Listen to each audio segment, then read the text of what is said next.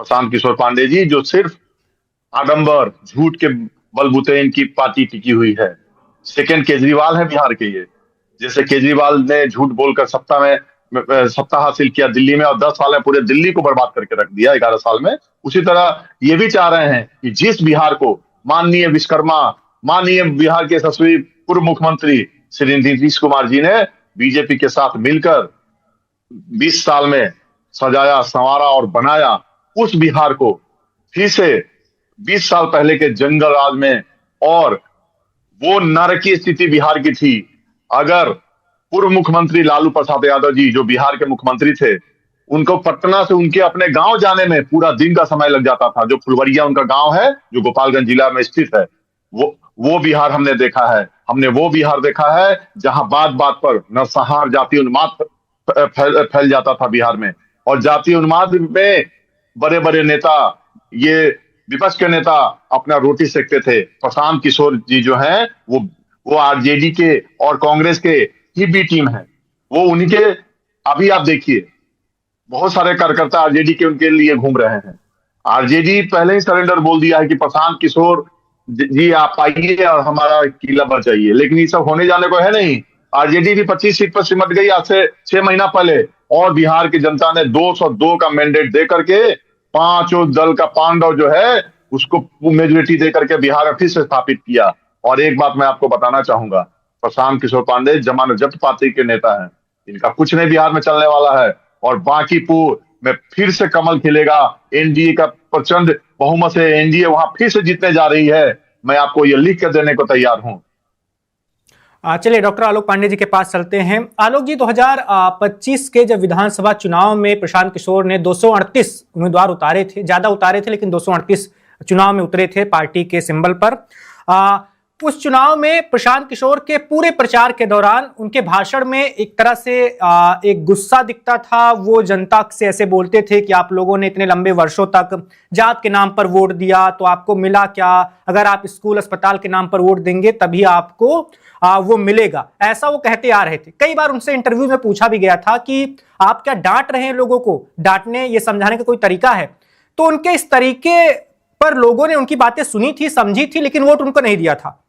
इस बार के उपचुनाव में भी हम ऐसे देख रहे हैं कि वही वाला पैटर्न वो फॉलो कर रहे हैं। बांकीपुर के लोगों से कह रहे हैं कि देखो बांकीपुर में नाले कैसी स्थिति है, 30 साल से बीजेपी यहां पर विधायक बनाए हुए है, लेकिन एक ढंग का काम बांकीपुर में नहीं कर पा रही। तो आपको लगता है कि पीके को अगर सफलता हासिल करनी है तो थोड़ा बहुत उनको अपनी रणनीति बदलनी पड़ेगी? देखिए, बहुत सारी बातें हैं। पीके का तो एक सामंजस्य, समानता में भारतीय जनसंघ और भारतीय जनता पार्टी से देखता हूं। मैंने परसों में आपके साथ था, मैंने बताया था गुजरात से चुनाव लड़ी भारतीय जनता पार्टी और सब जगह से जमानत जब्त हो गई। एक जगह से जमानत नहीं जब्त हुई, अटल बिहारी वाजपेयी ने मिठाई बांटी थी कि चलिए कम से कम एक जगह से तो जमानत हमारी जब्त नहीं हुई। ये भी था, भारतीय जनसंघ वहां से निकली है। तो कम से कम भारतीय जनता पार्टी या उसका कोई चाहने वाला व्यक्ति ये नहीं कह सकता कि वो उसकी जमानत जब्त हो गई थी तो आगे कुछ नहीं हो सकता। राजनीति संभावनाओं का खेल होती है, और मैं मानता हूं पीके एक संभावना है। उनकी अपनी स्टाइल ऑफ पॉलिटिक्स है, आप उसे डिनाई कर सकते हैं। बिहार की जनता ने कम से कम तो उतनी सीटों पर किसकी हिम्मत हुई? भारतीय जनता पार्टी की हिम्मत हुई थी चुनाव लड़ने की, आरजेडी की हिम्मत हुई चुनाव लड़ने की। कौन सी पार्टी इतनी ज्यादा सीटों पर चुनाव लड़ी? जिस तरह का जातीय विखंडन है बिहार में, जिस तरह का पॉलिटिकल कास्टिज्म है बिहार में, उस तरह की व्यवस्था में अगला कोई एक विचार लेके आ रहा है, वो इसलिए उसको खंडित कर दिया जाए कि उसकी जमानत जब्त होगी। तो बीजेपी को दुनिया की सबसे बड़ी पार्टी बनने का मौका ही नहीं मिला थी। इनकी भी जमानत जब्त हो गई जनसंघ के रूप में। तो इसलिए मेरा मानना है कि पीके ने चुनाव आकर के दिलचस्प कर दिया। अब देखिए, मैं मिश्रा जी एक बात बताऊं, भाई कोई भी कह सकता है कि 40-45 साल से 4 बार से इनके नितिन नवीन के फादर थे, 5 बार से नितिन नवीन है, 9 बार से विधायक इनके घर का, कोई भी कह देगा कि हम ही जीतेंगे। 14% तो कायस थे वहां बांकीपुर में, कायस तो उन्होंने अपना उम्मीदवार खड़ा किया है। तो जीतने की संभावना तो उनकी भी हो सकती है, उनकी ही हो सकती है ज्यादा। पीके तो जीत सकते हैं अगर ये बात समझ में आ जाए कि बिहार में सरकार तो बदलने नहीं जा रही। तो अगर पीके जीतते हैं तो क्या भारतीय जनता पार्टी की सरकार चली जाएगी? अगर पीके जीतते हैं तो क्या भारतीय जनता पार्टी का मुख्यमंत्री नहीं रहेगा? लेकिन अगर पीके जीतते हैं तो सम्राट चौधरी थोड़ा कम निरंकुश होंगे, भारतीय जनता पार्टी की निरंकुशता थोड़ी कम होगी, वो ज्यादा उत्तरदायित्व शासन के लिए चलाएगी। बीजेपी कहती कि स्ट्रांग विपक्ष होना चाहिए। तो अगर एक व्यक्ति अगर वहां पहुंच जाए और वो भारतीय जनता पार्टी को बेहतर शासन चलाने के लिए प्रेरित कर सके, यही बात तो पीके कह रहे हैं। अब बिहार की जनता आज स्वीकार करे या 10 साल बाद स्वीकार करे, बिहार की जनता को स्वीकार करना होगा कि विकास के मुद्दे ही चुनाव का आधार होगा। क्यों भारतीय जनता पार्टी नहीं आज भी लालू यादव का डर दिखा के चुनाव जीतती है? कट्टा और तमंचा पर क्यों चुनाव जीतते हैं? ये क्यों विकास के मॉडल लेके नहीं जाते जनता पे? इनके जितने चुनाव हुए बिहार में, मैं 2 महीने बिहार विधानसभा चुनाव में, और इन्होंने क्या कहा? इनके वोट इनके नारों का आधार कट्टा और तमंचा ना। भारत के प्रधानमंत्री ने कट्टा और तमंचा की बात की। इन्होंने डेवलपमेंट की कब कितनी % बात की? इनके जितने मिनिस्टर्स आते थे, जितने स्लोगन्स हुए, उनमें कितना डेवलपमेंट का आधार रखा भारतीय जनता पार्टी ने? इनके भाषणों में डेवलपमेंट कितना था? कितना डेवलपमेंट किया? वो लालू यादव का शासन दिलाते कि रोडों में धान बो दिया था, साहब रोड सही कर दी, लेकिन रोड चौड़ी कितनी की आपने? 30 किलोमीटर औसत गति है उत्तर बिहार में, आप चले जाइए प्रति घंटे कार से, बस का तो छोड़ दीजिए आप। उत्तर बिहार में को नरक बना के रखा, कितना सुधार किया। तो इसलिए मैं तो पूरा बिहार घूमा हूं, ठीक है। आप सहरसा से, मैं एक उदाहरण बताता हूँ, ये कहते हैं 5 घंटे में आप पटना से कहीं भी आप जुड़ सकते हैं। आप सहरसा से कार से चले जाइए, 5 घंटे में नहीं पहुंच सकते आप। मैं एक उदाहरण बता रहा हूँ, फॉर एग्जाम्पल, 250 किलोमीटर आप 5 घंटे में बाई कार सहरसा से और पटना नहीं जा सकते। तो इसलिए नकार सकते हैं और उन्हें नकारना चाहिए। जो सत्तारूढ़ दल के समर्थक है वो उसको नकारेगा भी, ठीक है, उसमें कोई दिक्कत नहीं। पीके चुनाव जीते या हारे, मैं सिर्फ ये कह रहा हूं, जिस तरह से जनसंघ की ग्रोथ हुई, जिस तरह से वो 2 सांसद, जनसंघ के बाद 2 सांसद कहां पहुंचे, तो मुझे ऐसा लगता है कि भारतीय जनता पार्टी ने भी बहुत अप एंड डाउन देखा है। और बिहार में डेवलपमेंट आधार आना ही चाहिए। बिहार का आधार जातीय समीकरण नहीं होने चाहिए, या किसी भी राष्ट्र का जातीय समीकरण आधार नहीं होना चाहिए। जैसे पीके क्या गलत कह रहे हैं? हालांकि पीके ने बहुत कठिन सीट चुनी, उनके लिए जीतना इतना आसान नहीं है।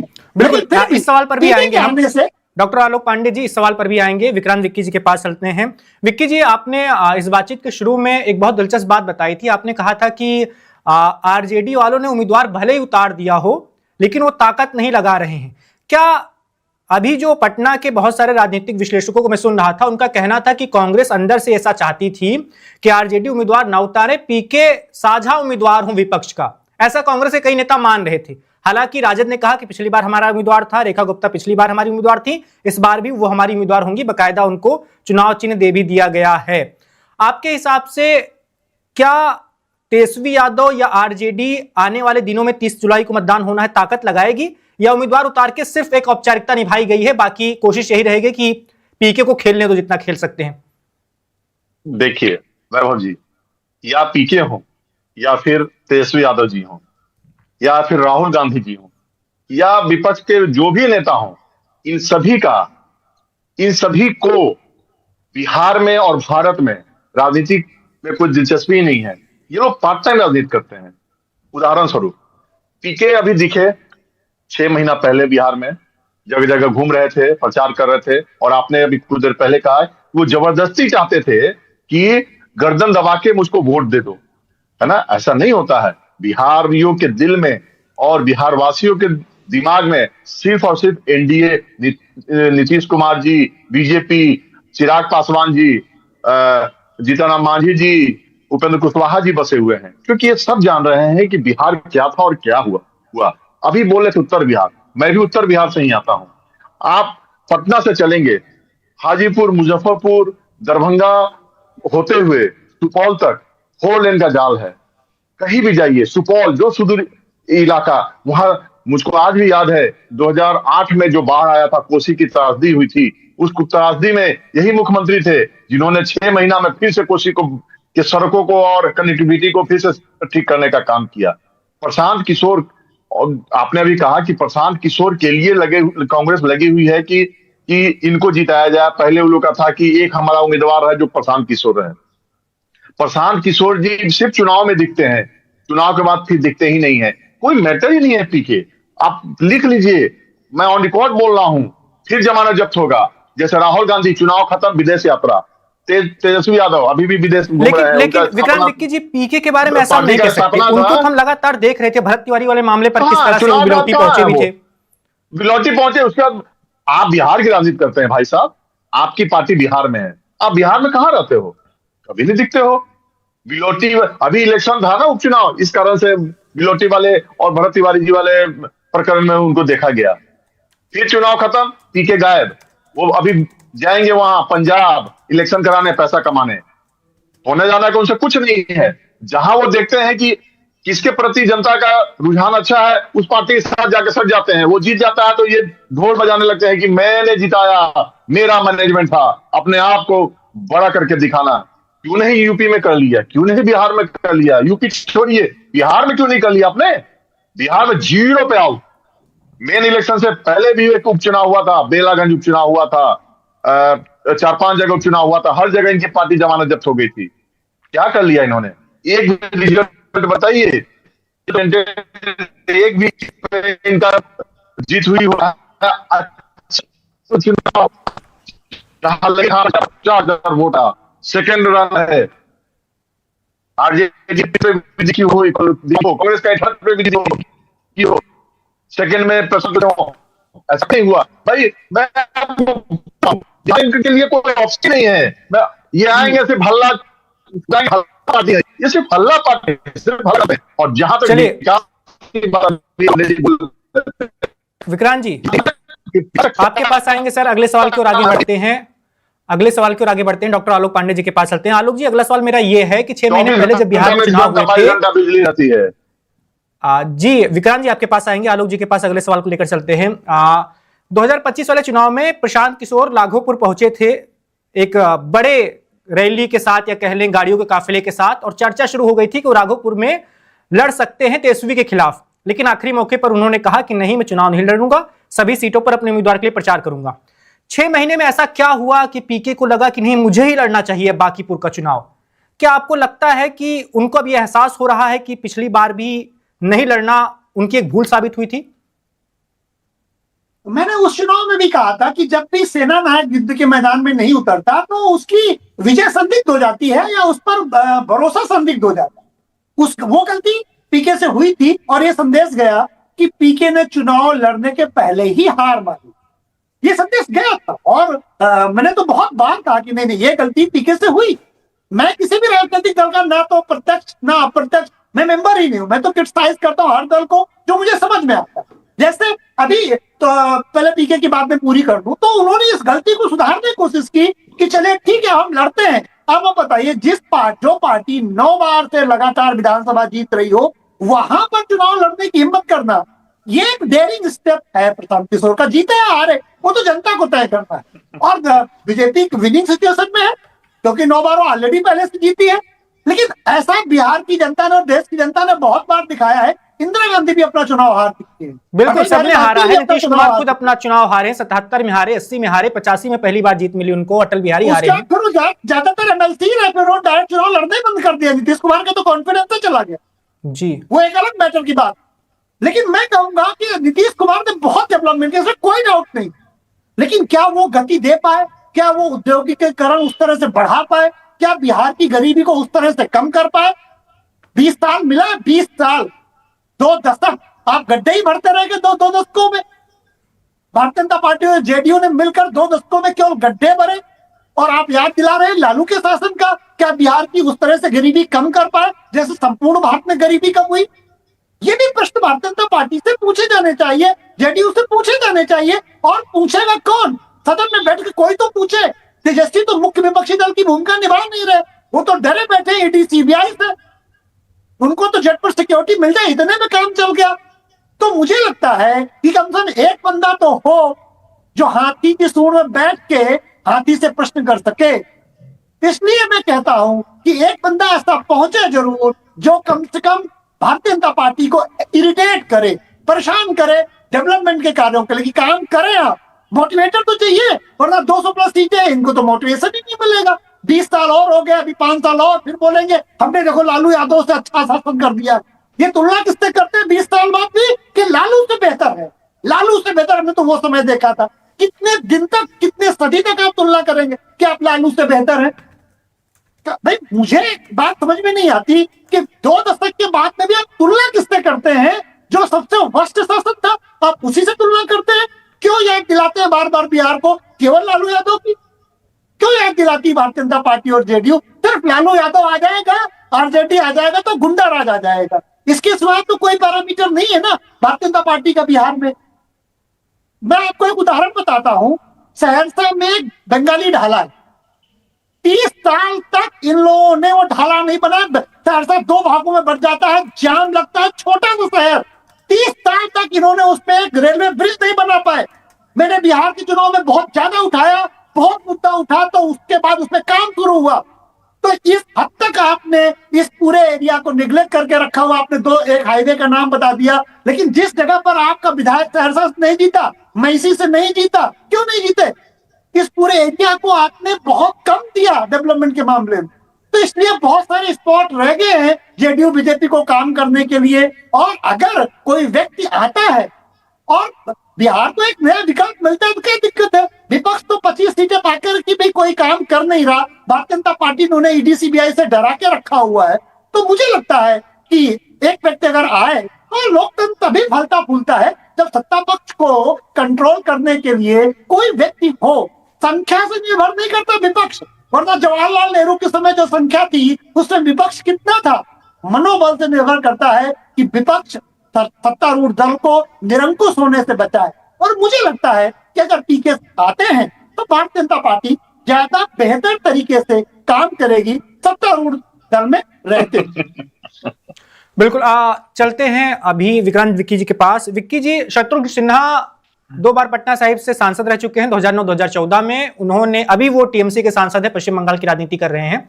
उन्होंने ऐलान किया है कि वो पीके का समर्थन करेंगे। वो बहुत खुश हैं कि पीके बांकीपुर से चुनाव लड़ रहे हैं। उनका कितना जनाधार है बांकीपुर में या पटना साहिब में, मुझे ये नहीं पता। शत्रुघ्न सिन्हा की अपील का कितना फायदा मिलेगा पीके को, ये भी नहीं पता।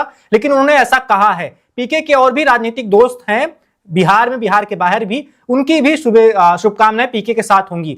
क्या आपको ऐसा लगता है नितिन नवीन कल नामांकन में रहेंगे, अभिषेक कुमार बंटी के थोड़ी सी भी टक्कर नहीं होगी, जैसा कि आप पहले बता चुके हैं, लेकिन फिर भी मेरा यह सवाल रहेगा, पीके साधन संपन्न व्यक्ति हैं, उनके पास पैसे की बहुत और संसाधनों की कमी नहीं है, बहुत सारे हजारों की संख्या में वॉलंटियर्स अभी बांकीपुर में जगह जगह घूम रहे हैं, फिर भी आपको लगता है कि लड़ाई दिलचस्प नहीं हो पाएगी?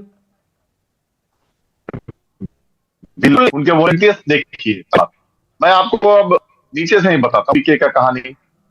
पहली, पीके के पास खर्चा नहीं है, पेड स्टाफ मैं यार है ना, आपका कहीं से पता भी कर तो पैसा लेगा, तो देने से क्या जो होते हैं वो दी जाते हैं, स्वाभिमान का सवाल है। साथ साथ बीजेपी ने काम किया है बिहार में, काम अभी पीके आएंगे विधानसभा में तो भी कर देंगे, बिल्कुल भाई 20 साल से बिना कहे हुए बिहार को बहुत कुछ मिला। 3-4 सालों में 5 सालों में 2-3